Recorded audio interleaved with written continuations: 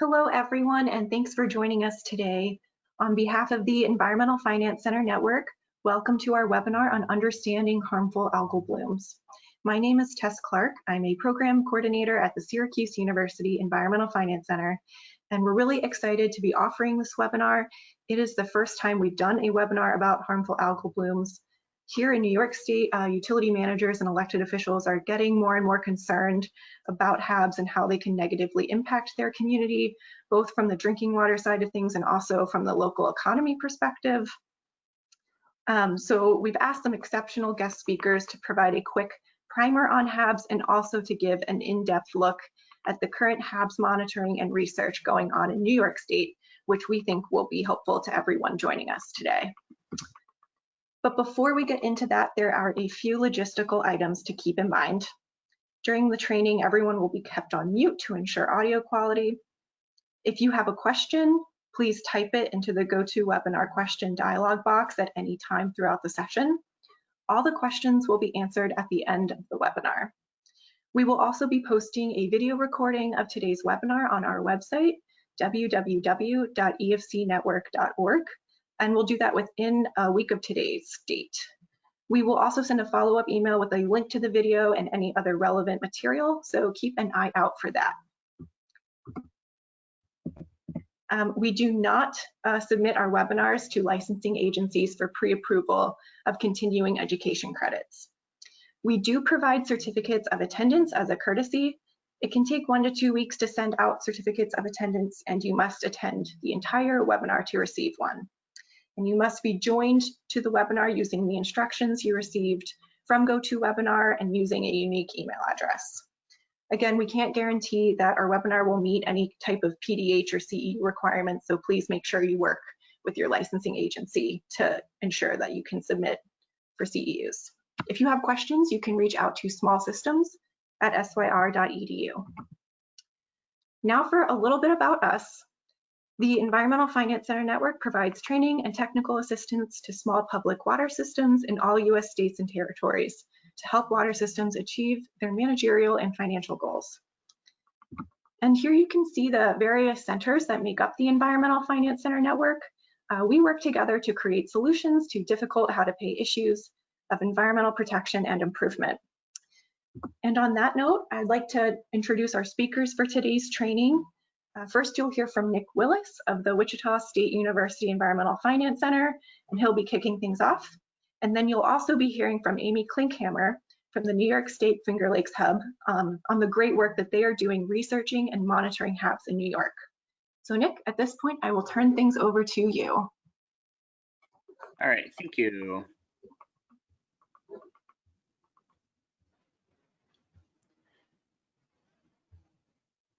Okay, so yeah, for today, we will be providing you some brief overview and operator and management considerations for harmful algal blooms that may at some point impact your water supply or water supplies from which you purchase. And we'll provide this brief overview and then a few considerations, and then Amy will go into her presentation on the Finger Lakes region's impacts with HABs.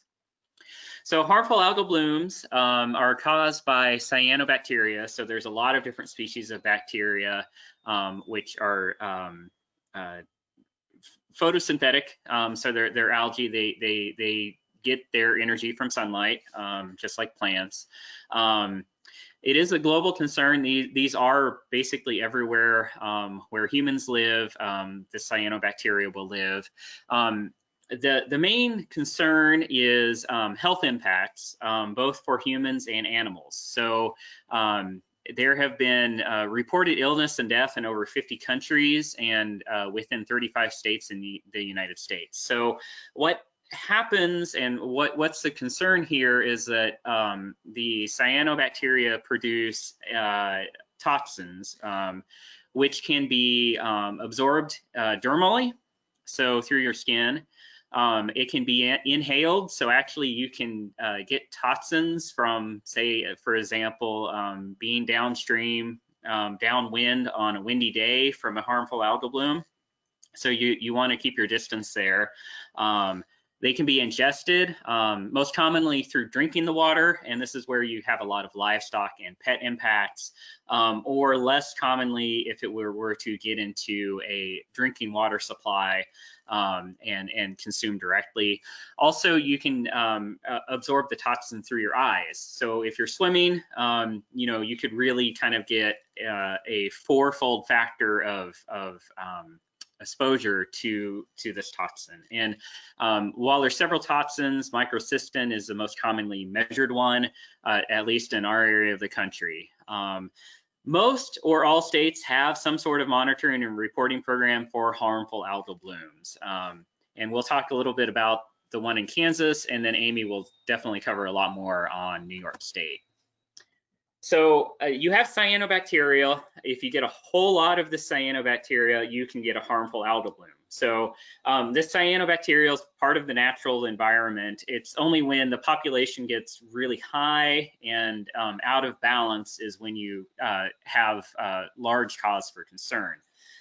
These harmful algal blooms can occur in both fresh and salt water. We're going to be concentrating on freshwater harmful algal blooms on this webinar, though if you are coastal, sometimes a beach closure or something like that can occur from harmful algal blooms.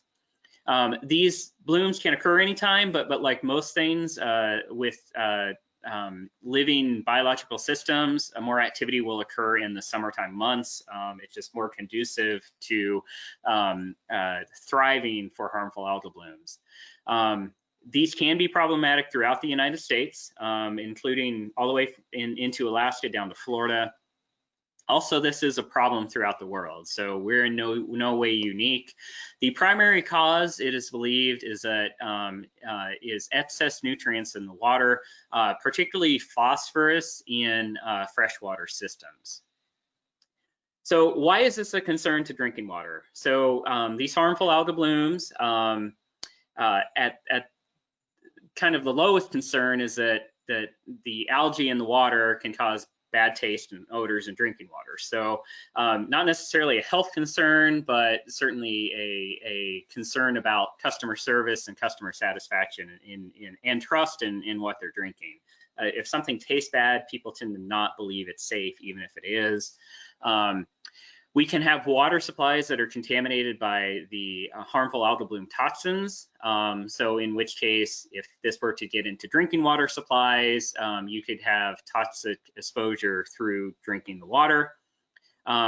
Most often we see that contamination and release of the toxins from the harmful algal blooms is through cell death. So this can greatly impact how an operator would operate a drinking water plant while their surface water supply is impacted by harmful algal bloom.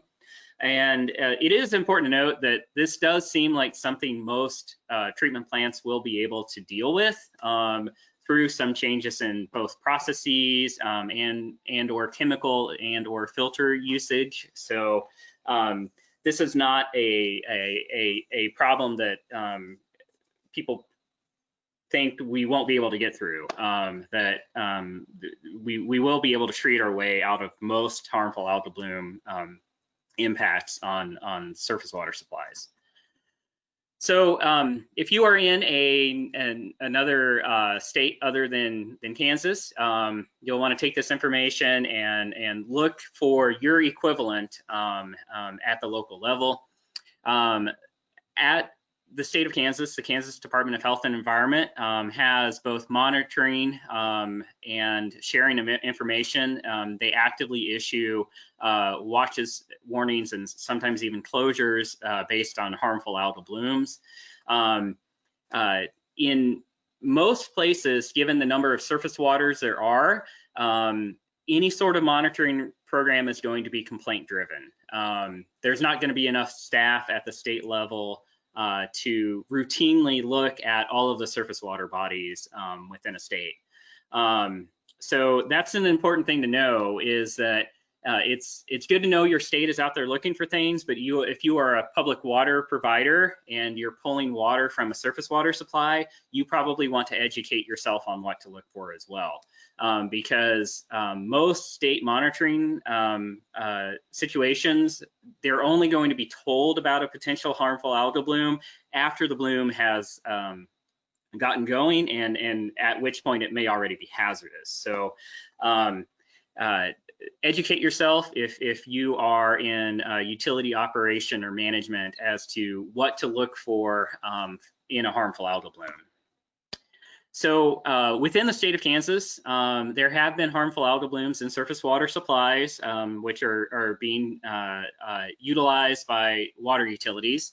And there's utilities that are able to treat it, and they monitor for the toxins in their treated water, and they're doing fine so far. And then we've also had a harmful algal bloom that an operator believed made it through their surface water plant. So I'm going to detail what occurred there. The operator noticed there was an issue, which is basically high chlorine demand and odor during the operation of their surface water plant. They confirmed with the state initiated emergency water actions. So what occurred with this water supplier was that there was a boil water advisory issued by the state. There was a state of emergency declared, which allows for mobilization of various relief efforts, such as bottled water was made available. The local town issued a water conservation emergency because they were concerned about running out of water while they had their plant shut down.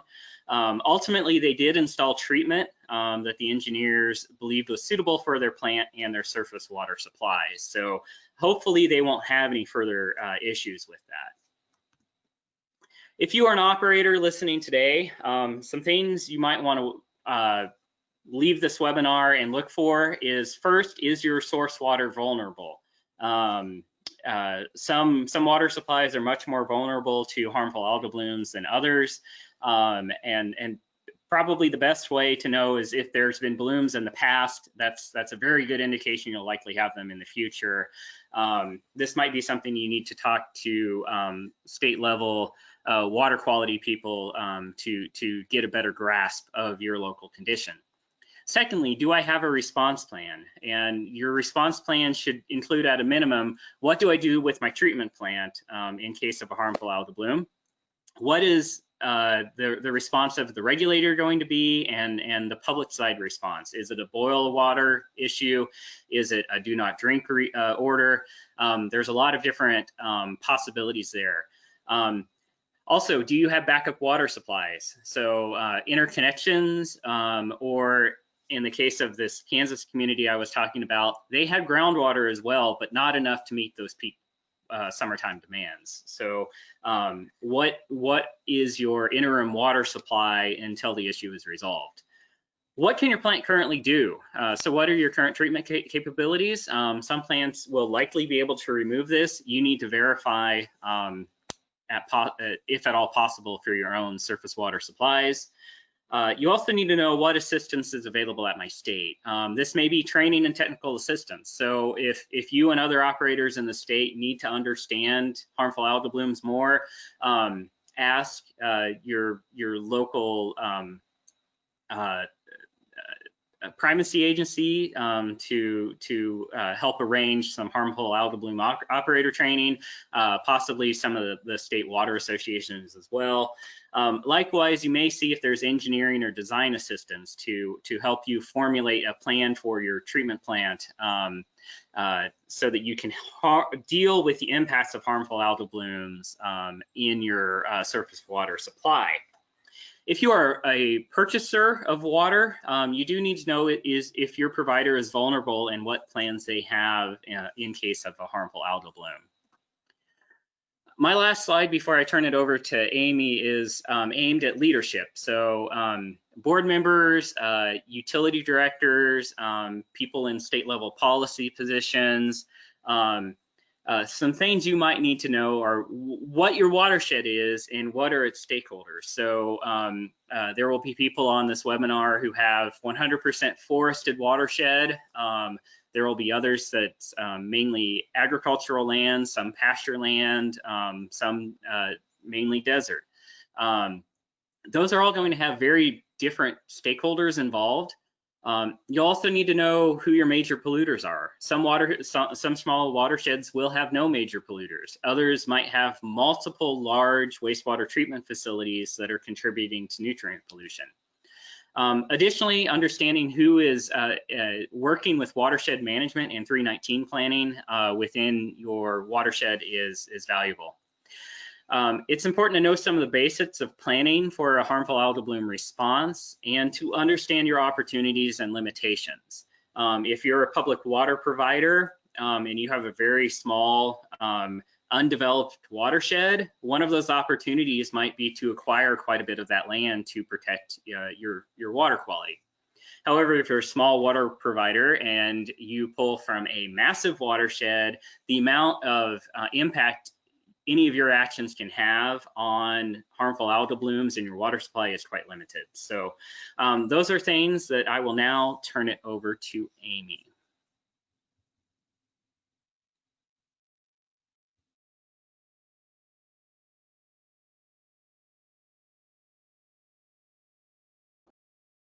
All right, thank you.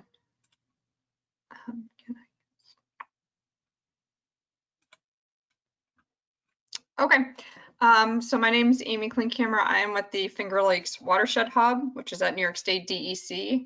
For those from New York or know New York, I'm primarily focused on the Finger Lakes, which are 11 lakes in central and western New York, but I also am involved in some of the statewide HABs efforts that I'll be talking a little bit more about today.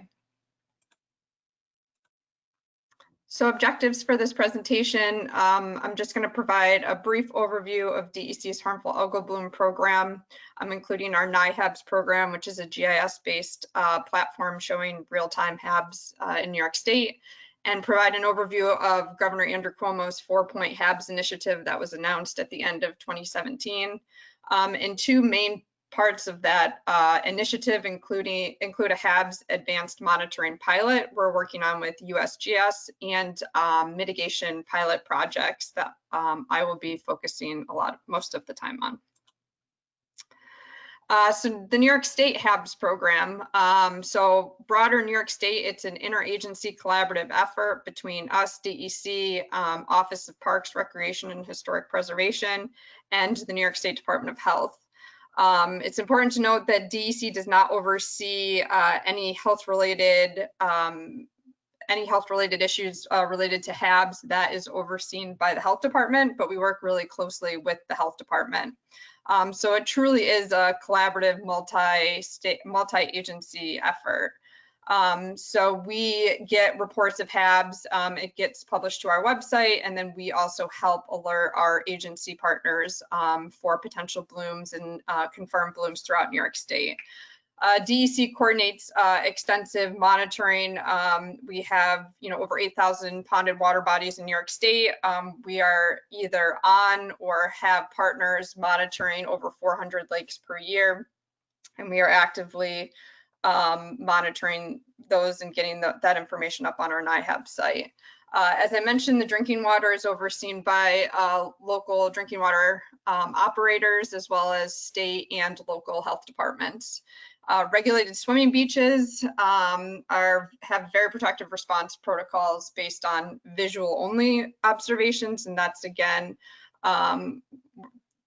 regulated by the health department and Parks and Rec. So specifically the DEC HABs program, as I mentioned, we're really in charge of understanding and the location of blooms throughout the state. So we have bloom status as suspicious if we get a report in that looks suspicious, confirmed, which we now confirm blooms based on visual evidence and or sampling data. And if we happen to have sampling data associated with those bloom reports that indicate high toxins, we also have that as a bloom status. So in addition to, determining bloom status and tracking blooms in New York State, we also have a robust education and outreach program. So we maintain, HAB's website with lots of information, FAQs, photo galleries on how to identify harmful algal blooms. We also, work to publish articles in the Harmful Algal Bloom Program Guide, which is the picture on the bottom right. We do many public presentations and training workshops, and again, regularly update that NYHAB's maps, which I will talk about now. So the NYHAB system is a GIS-based map which provides information in near real time on blooms statewide. And there's the shortened link on the website. You can also just Google NYHABs and it should come up towards the top. So we've decided since the HABS program started in 2012 that volunteers are really good at identifying harmful algal blooms and submitting pictures. So actually, this is the first year that we've confirmed blooms based on visual surveillance, and it's been a very successful year in using NYHABs, which has been around since 2019. So just to give you an overview of the type of capabilities this has, so you could click on one of these dots. The yellow dots are blooms that have been active in the last 2 weeks. The gray are archived blooms.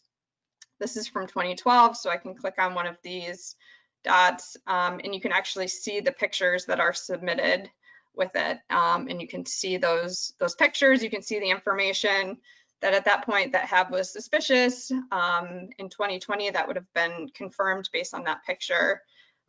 Who it was reported by, if it was reported from a member of the public or one of our trained volunteers. And then again, you can see the picture.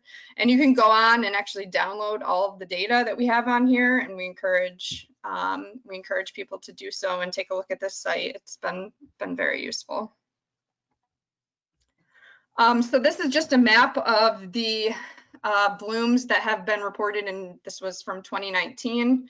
You can see the different extents of the blooms, whether it's small localized, which we considered, small around a dock area, large localized, which would be, several properties, open water, which would be, as far as the eye can see, and lake wide, as far as the eye can see. Open water would be in the open water and not along the shoreline. And there's a few things I just wanted to point out on the map for those, again, from New York that know the Finger Lakes, which is right kind of in the center of New York State. The Finger Lakes Hub with our colleagues in central office and the HABS program have started up volunteer programs on the Finger Lakes, and we have a really robust surveillance network on most of the Finger Lakes. So it's just interesting to see, you can see in places where New York State has these really comprehensive surveillance programs with partnering on the ground with local lake associations, that we're getting a lot more bloom reports in from those areas.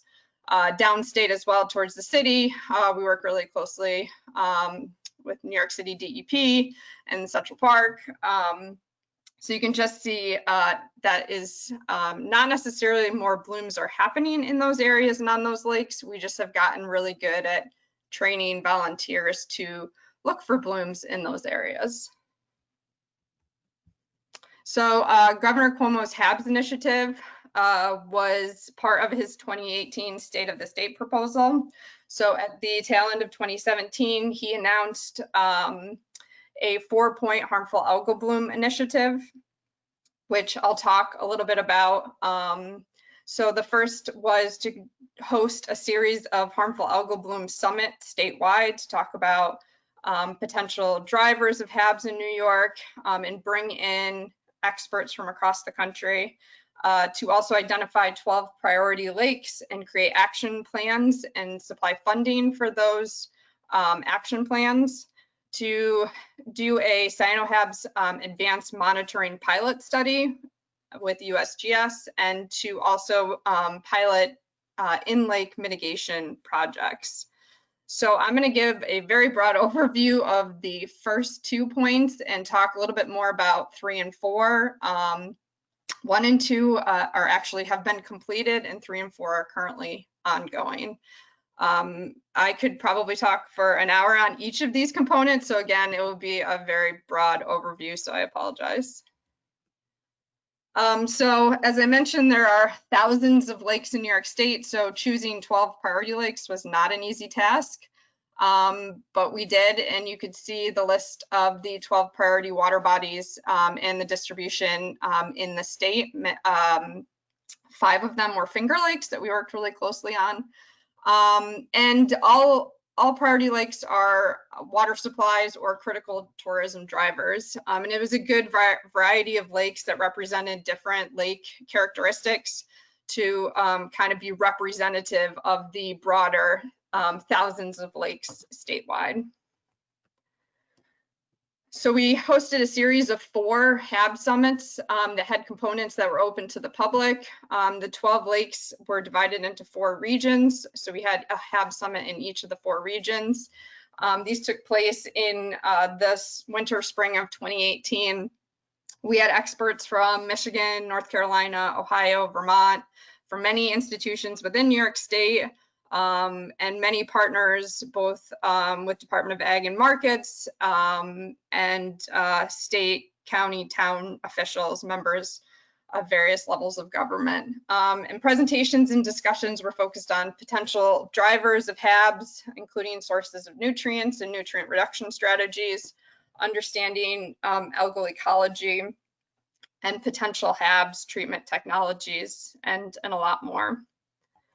And from those summits, we created action plans for each 12 of the water bodies. And as I mentioned, the lakes were chosen because they were representative of, broader New York State lakes. So even though only 12 water bodies got these action plans, there was a lot of really great information in the action plans that could be used by other lakes and watershed organizations.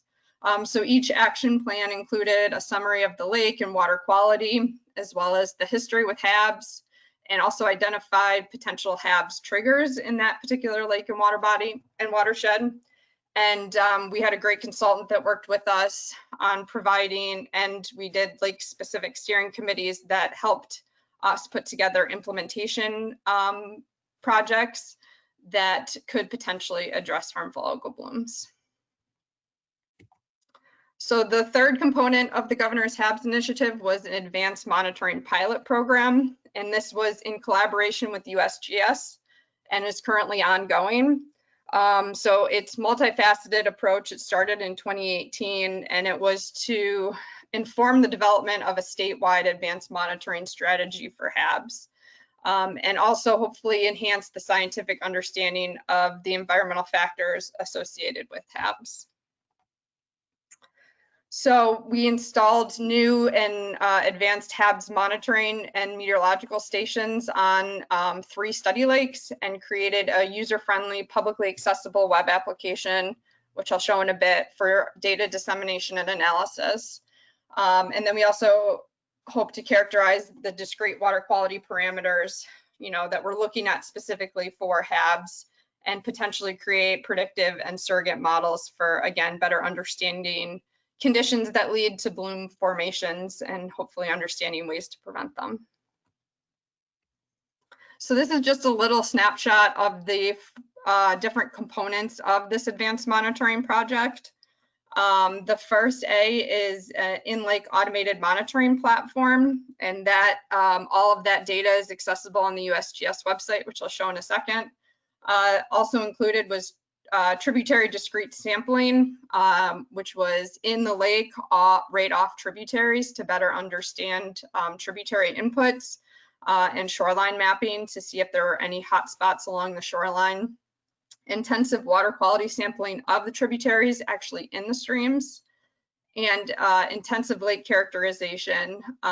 So that map on the bottom shows all 4 components and how they interact with each other. So it really truly was a collaborative approach, and this was done on 4 different water bodies, though not all water bodies received all 4 strategies. And this is the USGS website I mentioned, which you can access the real-time platform data. And this is just, again, from last year. This is chlorophyll data at 3 different depths in Seneca Lake. So you can go on and access real-time information from Seneca, Owasco, and Skaneateles lakes right now. And I could talk about the sheer amount of data being collected on each of these platforms, but you can just go on the website and see for yourself. But it's a lot of data, and it's each of the parameters is collected at 3 different depths: at the surface, right off the bottom, and in between. So this project is ongoing. There's been a lot of data collected as part of this project, and unfortunately, due to COVID, we actually still haven't gotten some of our data from last year back yet. So the ongoing analysis will definitely take some time, but some things we're looking at is, the sensors. Are there sensors that perform better than others or that are more appropriate for HABs monitoring? What's the spatial distribution of HABs and toxins in the study lakes? Is high frequency monitoring valuable at predicting HABs, or can we get away with less high frequency monitoring? How do we incorporate all of the data to manage the watersheds, not just the lake itself? And are there conditions that lead to bloom formation so we can better understand potential triggers in lake-specific conditions? So the last component of the Governor's HABs initiative is piloting HABs mitigation projects. So there's a lot on this slide, and I just wanted to kind of go through that. I won't go through each individual one, but there are many types of mitigation strategies for HABs. Some are in the lake itself, and some are in the watershed. And there's a lot of different strategies, and I think that there's no silver bullet, and there may not even be one specific strategy that's appropriate for a lake. So you can kind of break them down into 2 different strategies. One is the watershed management, so to reduce nutrient sources which contribute to HABs from ever entering the lake. And then one is an in-lake management strategy to actually control bloom formation and size in a lake.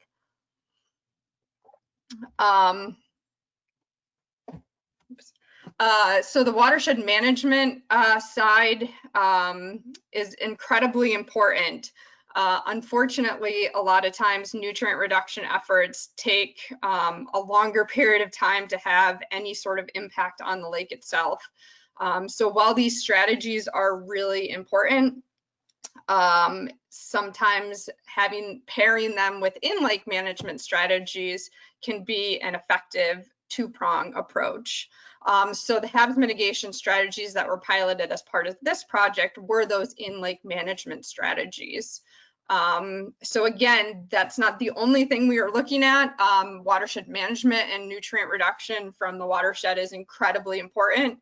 We realize that, but we wanted to also look at some alternatives that saw a benefit more quickly that could be used in conjunction with the watershed management strategies. So DEC is currently evaluating many types of available and newly developed strategies to study the effectiveness.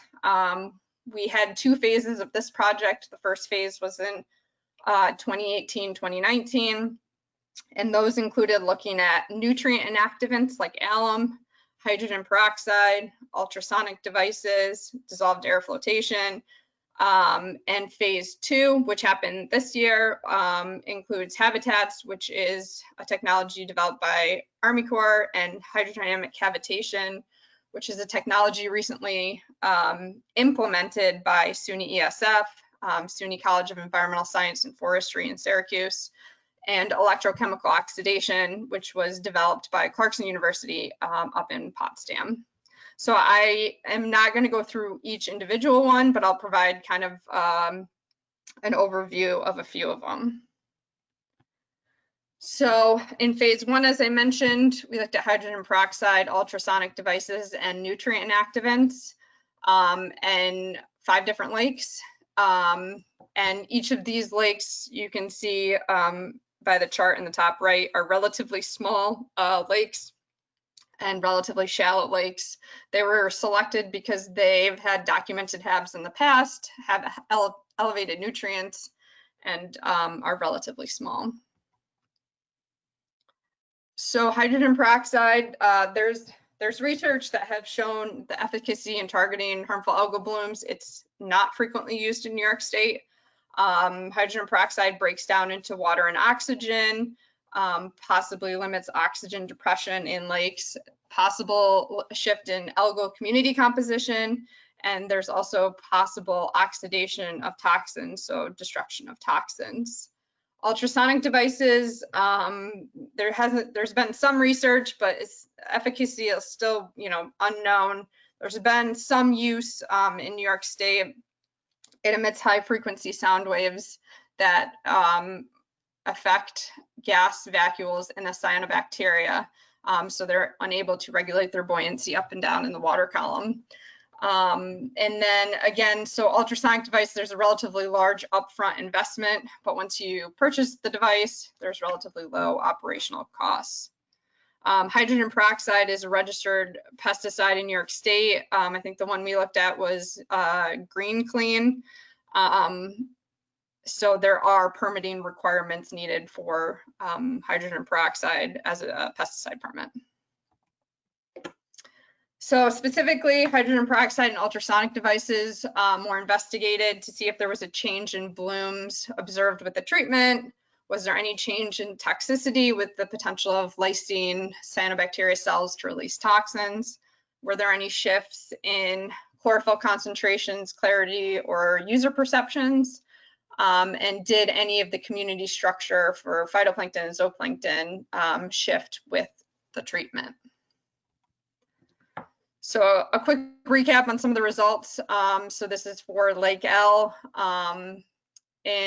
which was treated in 2018. So 2018 chlorophyll A was lower than the previous study years in 2014 and 2015, and relatively improved the perception from the local community of the lake. And you can see some of the pictures there on the right between 2018 and the previous study years.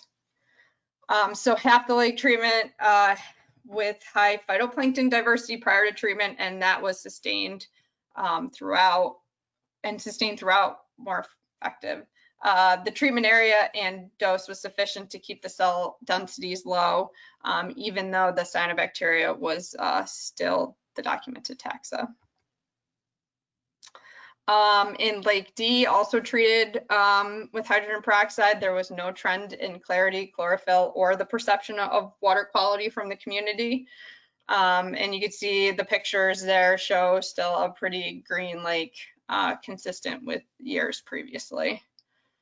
So I think it was determined that the dose of the hydrogen peroxide was too low for the biomass given in the lake.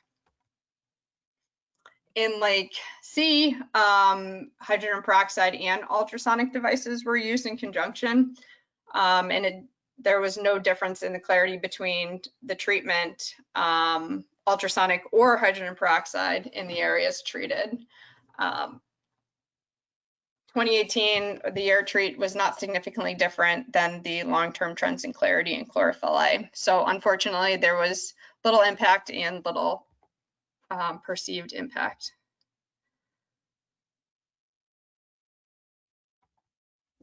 So lessons learned. So the hydrogen peroxide, apply more frequently, earlier, higher doses in a larger treatment area. There was no residual within minutes post-treatment, because again, that hydrogen peroxide breaks down into water and oxygen. The treatment plan was not sufficient in the pilot to cause changes, and the monitoring plan may not have been sufficient to capture any of the changes as a result of the hydrogen peroxide. To shift gears to the ultrasonic, transmission of sound waves may be impacted by organic matter and the suspended solids, but there's obviously a pretty small zone of influence directly around the ultrasonic device, and may have been smaller than advertised. So many more units or larger units may be feasible for drinking water. And the last one I'll talk about in phase 1 was the nutrient inactivant. So there were 2 pilot treatments on small water bodies downstate We've done extensive water quality monitoring in 2019 to do pre-monitoring, and pilot treatments conducted in late 2019 on these lakes. So more to come on this. Data is still being evaluated on the nutrient enactment evaluation. So a few lessons learned so far. It's really important to properly assess the dosing and the area and the frequency of the nutrient activant application. Obviously, it's going to be very specific to the water body, so there'll be hopefully some flexibility to apply for the proper permits. To gauge the extent to which external sources can be addressed or have been addressed. Nutrient activants only deals with the nutrient and the legacy nutrients in the lake bottom. So if the external sources of nutrients aren't addressed, then there's still going to be nutrient issues entering, new nutrients entering the water body. And pre and post treatment monitoring is essential. So again, pre-post monitoring data is incredibly important, including any potential impacts to the phytoplankton and zooplankton community. How innovative administrative existing of treatment options to be compliant with the label and manufacturer's recommendations. And probably importantly, can these strategies ultimately be scaled to larger water bodies? All of the studies that looked in all of the lakes studied in phase 1 were relatively small. So being able to scale up these technologies is incredibly important. So very briefly, because I know we're running out of time, I'll mention the most recent phase, phase 2, which actually just is wrapping up now. Governor Cuomo announced in 2019 for Clarkson University and SUNY ESF to use their scientific expertise in water quality and engineering to develop new and innovative HABs mitigation technologies. The technology should be rapidly deployable, functional in various conditions, reduce the impacts of algae, cyanobacteria, as well as cyanotoxins, and be environmentally friendly. So these two technologies were developed and SUNY ESF developed hydrodynamic cavitation with hydrogen peroxide, and Clarkson developed electrochemical oxidation. Both of these technologies were discussed and thought up in fall of last year. And over the winter and in the spring, both universities actually built these technologies to be deployed. So there was a lot of lab testing over the winter and spring, and they were actually deployed on the lake at the end of August of this year. And I'm happy to talk more about it if you have questions specifically on these technologies, but I just ran out of time to include high level of detail on both technologies. But we chose a lake in Fulton, New York, which has a history of harmful algal blooms, and field tested the full-scale deployable technologies that they developed. That's a picture of Clarkson's technology there to the right. And we did a week of pre-treatment monitoring at the end of August. We ran each technology for a week on the lake in different areas, and then we did a week of post-treatment water quality monitoring. And we're really, not only were we looking at changes in the water quality, but we were also looking at whether or not these technologies can be deployed in other water bodies for rapid deployment. Can they be scaled up commercially? And we are still getting the data back from these technologies, and we're really excited to continue to work with these universities on this project. So I understand that was a lot of information. As I mentioned, I could probably talk about each individual piece of this presentation for a lot longer. If you have any questions, please feel free to reach out to me on any of the specifics I talked about. Also, I just want to point to, we have a general HABS info email, habsinfo@dec.ny.gov, listed there on the bottom. For any HABs related questions, you can either email me directly or that HABs info, and I'm happy to follow up as needed. Thank you so much, Amy. At this time, I would love to turn to questions. We have gotten several questions submitted already, but if you're still thinking of questions, don't hesitate to type them into the questions box. Additionally, I'm going to be sending out a link to our evaluation for this webinar in the chat. So take that survey if you can. We do look at the responses to improve our webinars and also find out what interests you and what you'd like to learn more about. So if this topic really interests you and you have a lot more questions about it, we can follow up with more webinars and targeted discussion. So on this time, Nick and Amy, we did get a couple of questions. The first one going in order is for Nick. Nick, you mentioned 319 planning. Can you just say a little bit more about what 319 planning is? Yeah, 319 planning is basically watershed planning at a more local level than you would get at just a state. So you might look at a portion of a certain river, and it attempts to give what limited conservation funding there is to the most beneficial projects. So in kind of agricultural circles, you would look at land that's more prone to erosion, for example, ways to protect creeks from grazing animals. So you might put things like water well for livestock water supply to keep animals from accessing surface water bodies. So anyway, it's kind of a long-standing program that directs money to conservation efforts. And these are active in pretty much every state that I'm aware of, and there will be active watershed groups operating at a more local level. So again, this is part of kind of getting to know your local watershed. And sometimes there's 319 or related funds that are targeted to specific areas. The American Water Works Association has been working very hard on their lobbying side to get that money available for protection of surface water bodies, partly in response to HAB issues.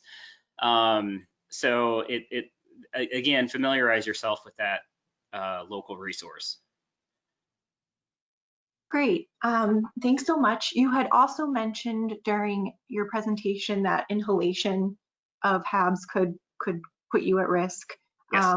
We have a question, does boiling water with harmful algal bloom cyanotoxins in it result in more risk?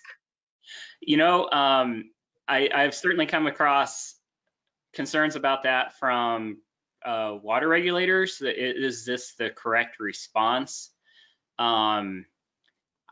I don't know enough to answer that question. I know that regulatory agencies have issued boil orders in response to HABs. So they've also issued do not drink, which is more stringent than a boil order, saying don't even mess with it. So that's a good question. Yeah, and as you all can tell from hearing Amy's wonderful presentation, the research on HABs is still emerging. We're still looking into all of the impacts that they can have. So good questions and ones that everyone is interested in. The next question, moving into Amy, your presentation, do you ever look at information from the benthos or from like the sea floor or the floor of the lake to look into other toxins as part of monitoring? Yeah, that's a great question. DEC isn't currently looking into that, but we are aware of several ongoing researchers who are investigating that, particularly invasive mussels, so zebra and quagga mussels. There has been some evidence to show that lakes with mussels, with those invasive mussels, are more likely to have blooms than lakes with a similar water quality without those mussels. So we are aware of research that's ongoing, but we are not necessarily directly involved with that ongoing research. Great. And then the next question also for you, Amy. Curious about your thoughts related to the long-term impacts or the efficacy of hydrogen peroxide. I know you're still working on collecting research, but if you have any sort of takeaways. Yeah, I think the research is definitely still ongoing. It's definitely a treatment that's intended to be, used, and then, the efficacy isn't long-standing. You need to continue to treat to continue to get that benefit. So I wouldn't say that's necessarily a long-term approach to managing HABs, but again, it could be a good two-pronged approach if you were addressing issues on a larger scale to help prevent blooms, and then also using the hydrogen peroxide. If a bloom emerges, you can kind of use it in tandem. Great. And then does the ultrasonic treatment, we are kind of going all over the place because you mentioned so many great potential treatments, but does the ultrasonic treatment, is there any possibility that that could result in negative impacts to fish populations in the water bodies? That's a good question. I know that's of a concern that's been raised. I'm not aware of any research that has shown that, but I think that that's definitely a concern that people bring up. I can, check and see with our folks that are directly involved with that project to see if we've noticed any negative impacts to fish or other, ecological communities in the lake. But I know that's been a concern that's been brought up before. Okay, and then next, so the next question, so looking at the treatment in Fulton, NY, it seemed like it could have been early at the end of August. Did they consider treatment later in the summer when HABs are more of a concern in the Finger Lakes? Yeah, we chose Lake Niantawana in Fulton because it it experiences blooms really from early spring into all the way to November. So we're still seeing blooms on that lake. We started on August 31st and saw blooms the entire time we were treating. So we chose that lake specifically because we knew that we were going to find harmful algal blooms there on a lake-wide scale. We did not choose the Finger Lakes because on the Finger Lakes, the blooms this time of year tend to be spotty shoreline blooms, and we wanted to make sure we were in a lake that we had blooms that we could treat, and we didn't want to run into a problem where blooms were popping up where our treatments weren't deployed, especially on some of the Finger Lakes that are very large. Yeah, absolutely.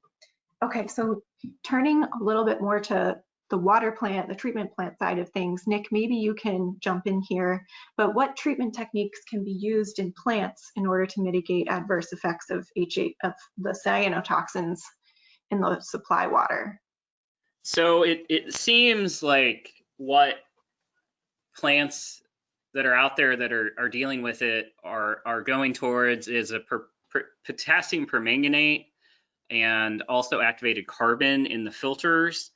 I know that there's a couple plants here in the state that treat during algal blooms, and they have changed their process as well to not chlorinate during pre-sedimentation.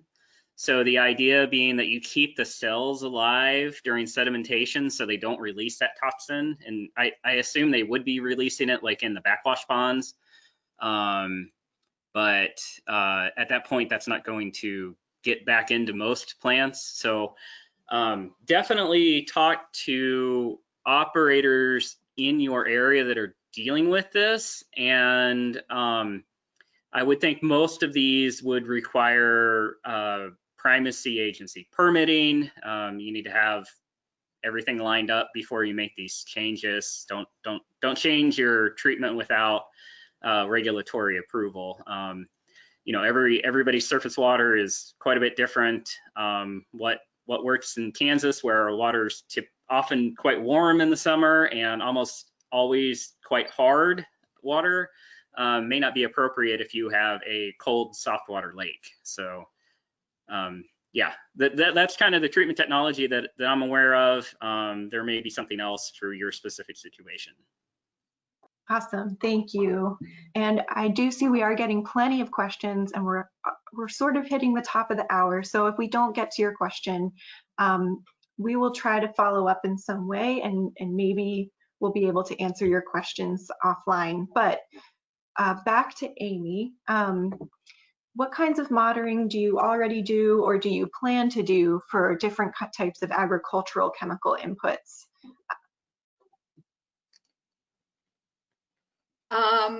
So that's a good question. So the probably what we're most interested coming from agricultural are nutrients, so nitrogen and phosphorus entering the water bodies. That seems to be of most interest. As we know, nutrients drive harmful algal blooms. So as I mentioned, we have over 8,000 ponded water bodies in New York State, so we have a lot of lakes.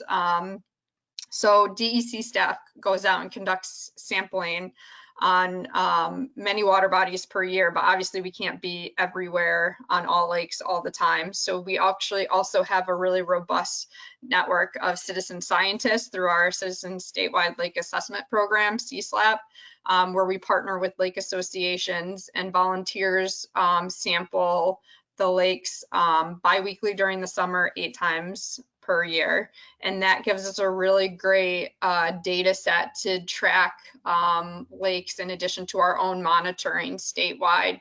So we really get a good understanding of changes in nutrients in certain lakes year to year. And so, I would say the nutrients in these water bodies are really a important piece of the puzzle in HABs and understanding why HABs occur on water bodies. So again, we have those programs, and hopefully that answered that question. Oh yeah, I think that very comprehensively, really comprehensive answer there. Okay, so we have time for maybe one more question, and then we just got a Kansas question, which I think we should spend some time on, since Kansas is also experiencing HABs in maybe a different way than us up here in New York. But Nick, what treatment plants in Kansas are currently dealing with HABs? So the cities of Hillsborough and Marion both pull out of Marion Lake. So they're the most experienced with treatment of it. All of the large cities in eastern Kansas that pull from the Kansas River. Kansas River has several reservoirs that experience HABs, and then they have controlled releases for water supply, environment, and navigation on the Missouri and Mississippi rivers. And so there's a lot of concern there. I don't know if they have actually dealt with HABs. They would probably be more likely to deal with the toxins from HABs coming through the reservoirs into the river. And then the city of Norton in northwestern Kansas has also dealt with HABs. And there might be more out there. Oh yeah, that wasn't a short list by any means. Well, I think we are heading to the top of the hour. I know we got a couple more questions, but in the interest of timeliness, I think at this point I'd like to ask Amy if you have any closing comments or thoughts that you'd like to share with us as we conclude. What kinds of takeaways would you have for our audience today?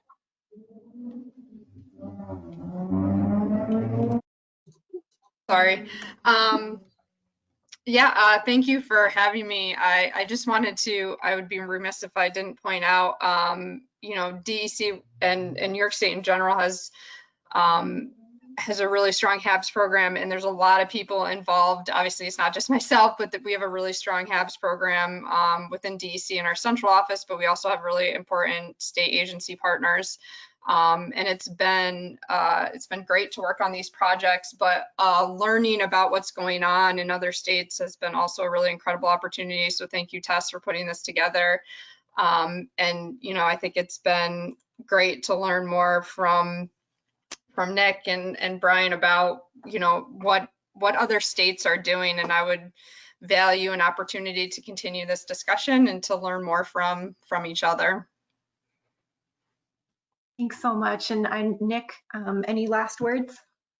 No, it's a area of pretty high concern for a lot of different reasons. The HABs aren't only a water quality issue for drinking water. It's an economic issue for tourism. It is just an environmental issue that something's clearly out of whack with these lakes when they're experiencing these blooms, indicative of probably mainly polluted watersheds and high nutrient loads. And it's something that is dynamic. We're still learning a lot about it. But in the meantime, we're going to have to learn to deal with them. And so keep your eye out for various work in your local areas. Reach out to me, reach out to Amy, and hopefully, there's a lot of good people working on this, and we'll make some progress in mitigation and prevention over time. Thank you both so much. All of you joining us today, thank you. Please take our evaluation and let us know what else you'd like to learn about this topic that is becoming so relevant in this day and age. And have a great afternoon.